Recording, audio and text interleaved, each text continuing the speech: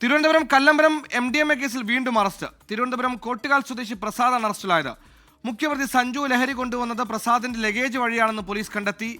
MG Pratheesh തിരുവനന്തപുരത്ത് ചേരുന്ന പ്രതീഷ് വലിയ തുകയുടെ വൻ MDMA വേട്ടയായിരുന്നു ഈ പറഞ്ഞതുപോലെ ഈത്തപ്പഴത്തിലേക്ക് ഒളിപ്പിച്ച് കടത്തിയത്. ഈ സഞ്ജു എന്ന മുഖ്യപ്രതി വലിയ സമ്പന്നനായതും ചെറിയ കാലയളവിൽ ലഹരി കച്ചവടം ചെയ്ത് നടക്കുന്ന സംശയങ്ങൾ ബലപ്പെടുന്നു. എന്താണ് പുതിയ അറസ്റ്റിന്റെ സാഹചര്യം? എങ്ങനെയാണ് ഇയാൾക്ക് പങ്ക്? നിരന്തരം ഈ പറയുന്ന സഞ്ജുവിന്റെ കടത്തിൽ പ്രസാദിന് പങ്കുണ്ടായിരുന്നു? സുഹൈൽ, ഏകദേശം 2 കോടിയോളം വില വരുന്ന MDMA ആണ് വിദേശത്ത് നിന്ന് മുഖ്യപ്രതി സഞ്ജു കേരളത്തിൽ എത്തിച്ചത്. ഈ കേസുമായി ബന്ധപ്പെട്ട് നേരത്തെ 4 പേർ അറസ്റ്റിലായിരുന്നു. ഇവർ റിമാൻഡിലാണ്. ഇതിന് പിന്നാലെയാണ് ഇപ്പോൾ കേസിൽ മറ്റൊരു അറസ്റ്റ് കൂടി ഉണ്ടായിരിക്കുന്നത്. തിരുവനന്തപുരം കോട്ടുകാൽ സ്വദേശിയായ പ്രസാദാണ് ഇപ്പോൾ അറസ്റ്റിലായിരിക്കുന്നത്. ഈ സഞ്ജുവിനൊപ്പം ഈ വിമാനത്തിൽ വന്നയാളെയാണ് പ്രസാദ്.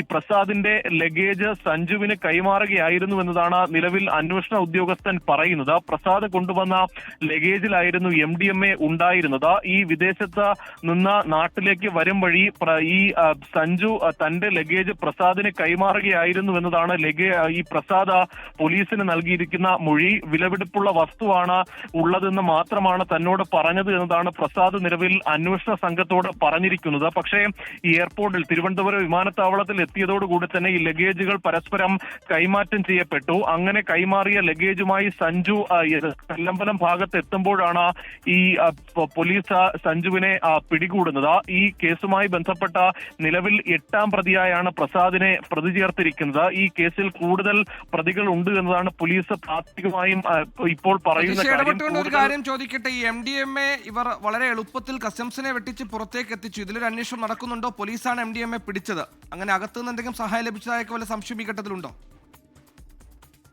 സുഹൈൽ, ഈ കേസുമായി ബന്ധപ്പെട്ട നിലവിൽ വിശദമായ അന്വേഷണം പോലീസ് നടത്തുന്നുണ്ട്. വർക്കല ഡിവൈഎസ്പിയുടെ നേതൃത്വത്തിലുള്ള അന്വേഷണമാണ് നടക്കുന്നത്. ഈ വിദേശത്ത് നിന്ന് MDMA കൊണ്ടുവന്ന ഈ പല ഇടങ്ങളിലും ചില്ലറ വിൽപ്പന നടത്തുന്നത് ആളാണ് സഞ്ജു എന്നതാണ് പ്രാഥമികമായും അന്വേഷണ ഉദ്യോഗസ്ഥൻ പറയുന്നത്. ഒപ്പം ഈ കൂടുതൽ പേർ ഈ കേസുമായി ബന്ധപ്പെട്ട് ഉടൻ പിടിയിലാകുമെന്നതാണ് നിലവിൽ അന്വേഷണ ഉദ്യോഗസ്ഥനും വ്യക്തമാക്കുന്ന കാര്യം. കാരണം വർക്കല റിസോർട്ടുകൾ കേന്ദ്രീകരിച്ചാണ് ഈ കൂടുതലും വിൽപ്പനയ്ക്ക് MDMA എത്തിച്ചതായി പോലീസ് പറയുന്ന കാര്യം. ഇക്കാര്യവുമായി ബന്ധപ്പെട്ട സഞ്ജുവിന്റെ സാമ്പത്തിക ഇടപാടുകളും പോലീസ് പരിശോധിക്കുന്നുണ്ട്. ഒപ്പം ഈ MDMA വിദേശത്ത് നിന്ന് എത്തിയതിന്റെ ഉറവിടം സംബന്ധിച്ചും വിശദമായ അന്വേഷണം നടത്തുന്നുണ്ട്. നേരത്തെ എയർപോർട്ടിലെ CCTV ഉൾപ്പെടെ പോലീസ് പരിശോധിച്ചിരുന്നു. ആ CCTV പരിശോധിച്ചതിൽ നിന്നുമാണ് പ്രസാദിന്റെ ഒരു ഇതുമായി ബന്ധപ്പെട്ട പ്രസാദിനെ കൂടി പോലീസ് പിടികൂടുന്നത്. ഒപ്പം ഈ എയർപോർട്ടിൽ നിന്ന് എത്തിയ ലഗേജുകളുടെ PNR നമ്പർ പോലീസ് പരിശോധിച്ചിരുന്നു. ഈ PNR നമ്പർ വഴിയാണ് പ്രസാദിലേക്ക് പോലീസ് എത്തുന്നത്. അങ്ങനെയാണ് ഈ സഞ്ജുവിന്റെ കൈവശമുണ്ടായിരുന്ന MDMA സൂക്ഷിച്ചിരുന്ന ലഗേജിലെ PNR നമ്പർ പ്രസാദിന്റേതായിരുന്നു.